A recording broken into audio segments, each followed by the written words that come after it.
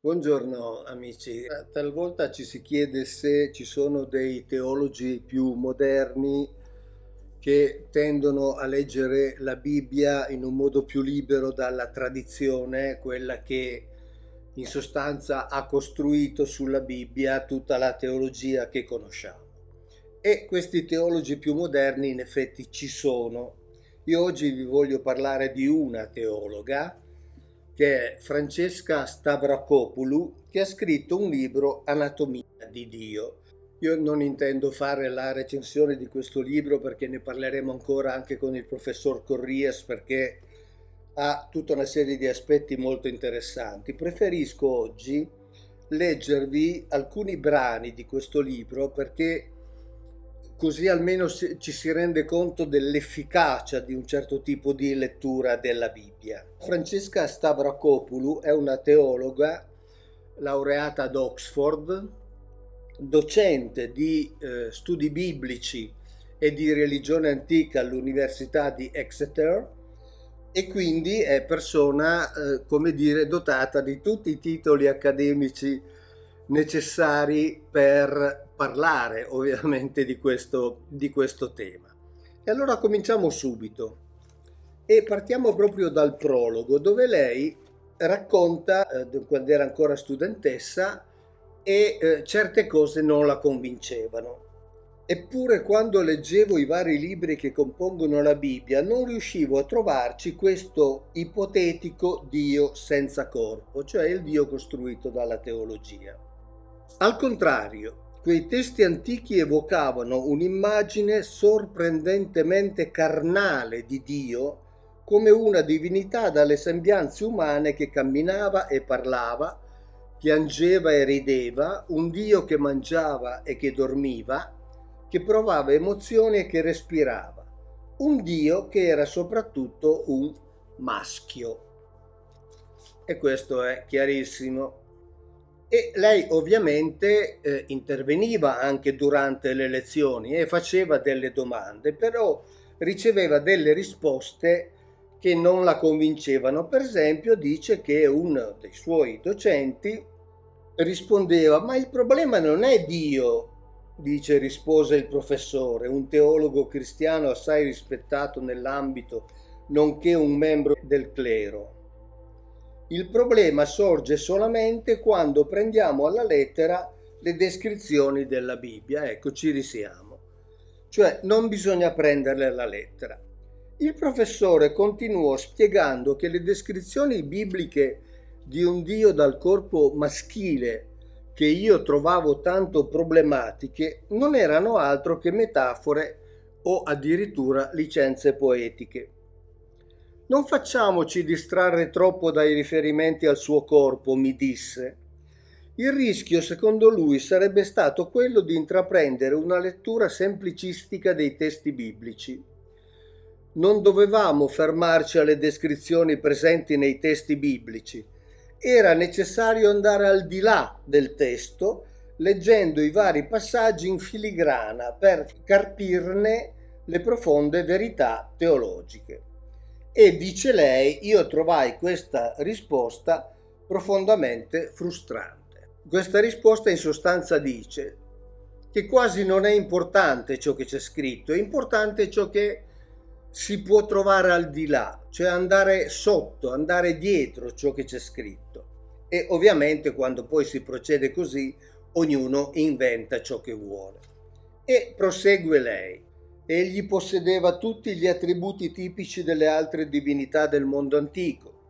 Aveva una testa, dei capelli e un volto, occhi, orecchie, un naso e una bocca. Aveva braccia, mani, gambe e piedi, un petto e una schiena. Era dotato di un cuore, di una lingua, dei denti e dei genitali. Era un Dio che respirava, era un Dio che non solo aveva fattezze umane, benché su una scala impressionante, ma che spesso si comportava anche come un uomo. A questo Dio piaceva infatti passeggiare e mangiare pasti abbondanti. Ascoltava musica, scriveva libri e compilava liste. È una teologa che scrive, lo ricordo. Era un Dio capace non solamente di parlare, ma anche di fischiare, ridere, gridare, piangere e impegnarsi in soliloqui. Era un Dio che si innamorava e che si azzuffava volentieri, un Dio che litigava con i suoi adoratori e che lottava con i suoi nemici, un Dio che aveva amici, che cresceva bambini, che si sposava e che faceva l'amore. Ora, attenzione, questa è una affermazione importantissima. Questo ritratto di Dio non è stato ottenuto ricostruendo le mitologie inscritte su tavolette di argille consumate dal tempo. È stato invece ricavato direttamente dalla Bibbia. Ora qui questa teologa scrive cose che io addirittura non ho mai scritto, cioè non sono mai arrivato a tal punto di concretezza nella descrizione di questo Dio. E poi prosegue ancora dicendo che Yahweh, come le altre divinità del Levante, tra la tarda età del bronzo e l'inizio dell'era del ferro, era originariamente solo uno tra molti dei del mondo politeistico e tale rimase per gran parte della sua carriera. Il Pantheon locale, cioè l'insieme delle divinità, era immaginato come un gruppo familiare vasto e articolato che rifletteva le strutture sociali e i legami familiari dei fedeli. In molte società levantine questo Pantheon aveva al suo vertice l'anziano creatore del cosmo, El. Al di sotto di El si trovava una generazione di dei più giovani, ciascuno con incarichi particolari riguardo alla gestione dell'universo.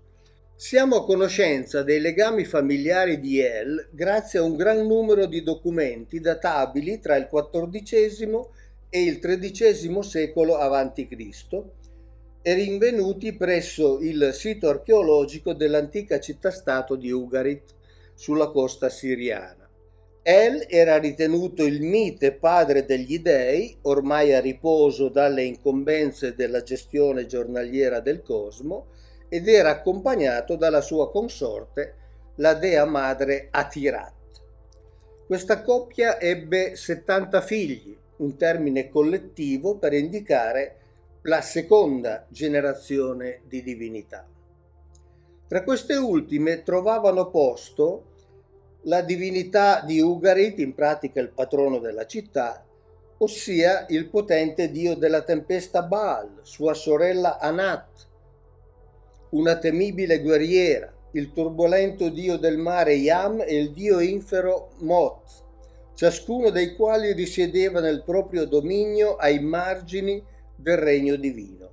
Al di sotto di questi dei trovavano collocazione alcune divinità minori, i cui compiti comprendevano abilità pratiche e le arti, incluse l'architettura, la guarigione, la musica e la magia.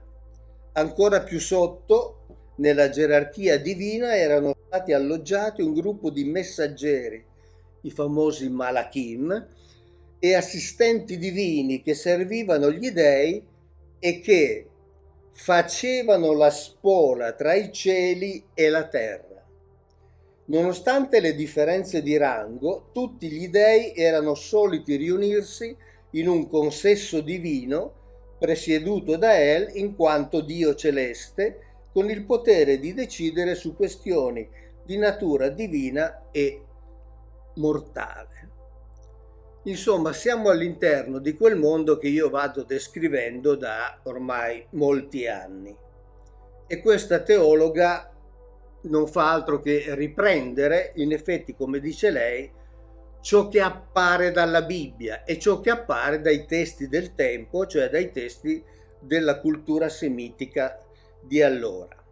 Dice, solo successivamente sono nate le pretese teologie che vogliono fare di Yahweh un Dio solitario, tanto più che è la Bibbia stessa a rivelarci che questo Dio era tutt'altro che solo.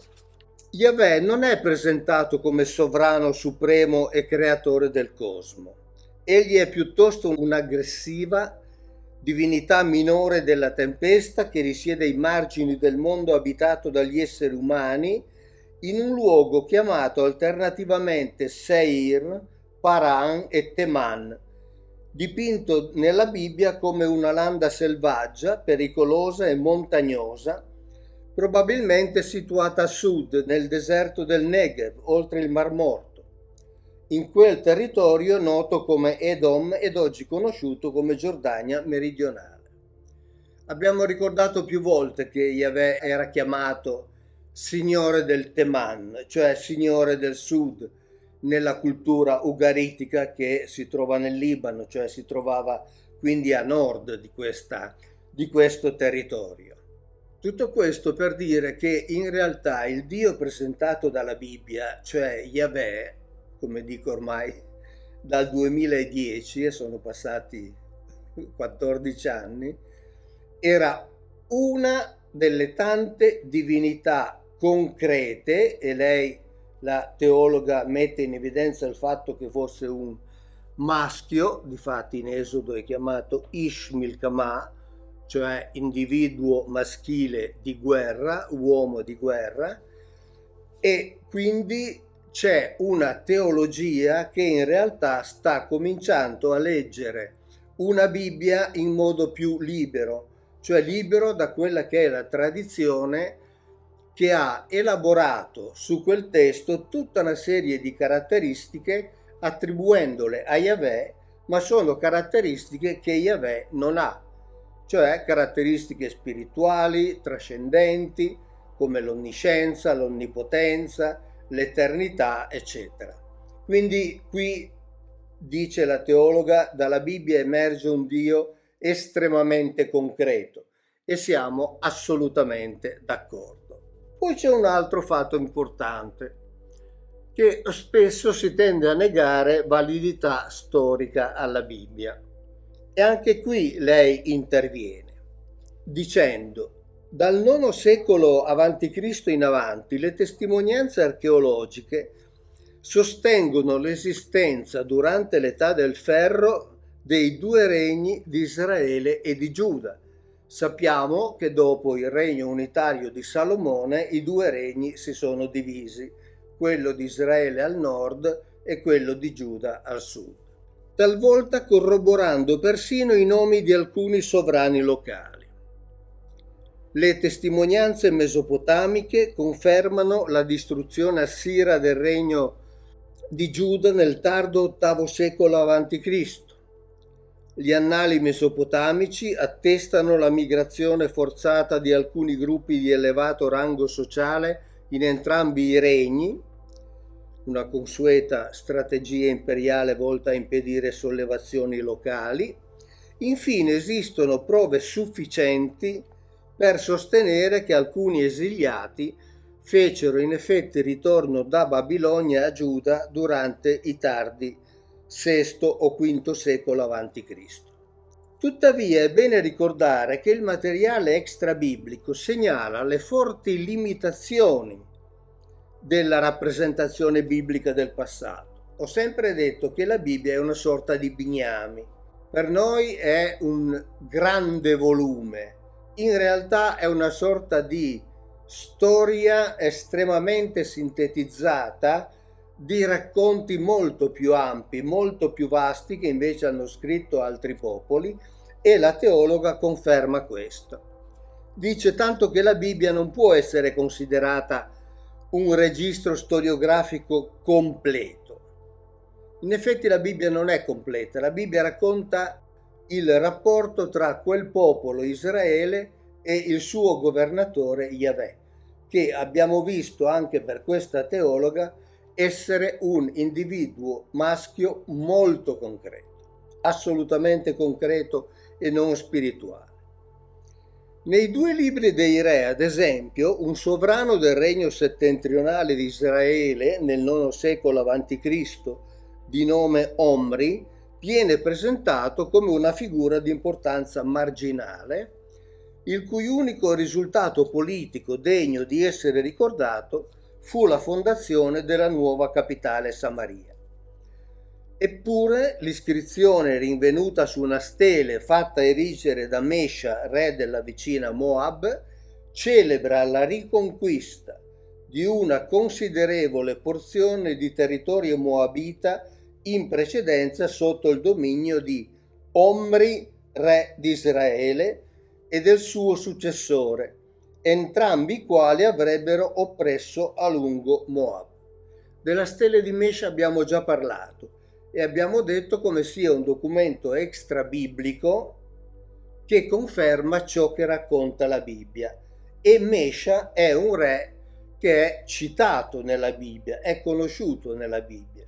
Quindi in questa situazione la Bibbia e la stele di Mesha si confortano e si corroborano l'una con l'altra. La longevità dinastica e territoriale di Omri si riflette inoltre nei testi assiri del IX e dell'VIII secolo a.C., nei quali il regno di Israele è chiamato terra di Omri e i suoi vari sovrani come figli di Omri. Quindi ci sono dei testi assiri che qui non sono citati con il rimando bibliografico, ma noi lo andiamo a vedere. E ci sono quindi dei testi assiri che confermano l'esistenza di questo re Omri, re di Israele. E sono testi che appartengono a importanti sovrani del tempo assiro-babilonesi. Per esempio Adad Nirari III, Tiglat-Pileser III e Sargon II diedero il nome del sovrano al territorio del Regno del Nord. Per esempio lo chiamarono Mar Umrii, cioè figlio di Omri, Bit Umrihi, casa di Omri, e Mat Umrihi, paese di Omri. E Jehu, che causò la distruzione della dinastia omrita, riceve il nome nell'obelisco nero di Salmanassar III di figlio di Omri. E poi anche il profeta Michea ricorda gli statuti di Omri. Quindi abbiamo dei testi esterni poco conosciuti, quasi mai citati, che confermano la storicità della Bibbia. Alle volte si vanno a cercare documentazioni storiche nei grandi monumenti e invece è proprio all'interno di testi impensabili che si trovano delle conferme alla Bibbia, testi come questi che parlano di un re che è apparentemente insignificante nella Bibbia.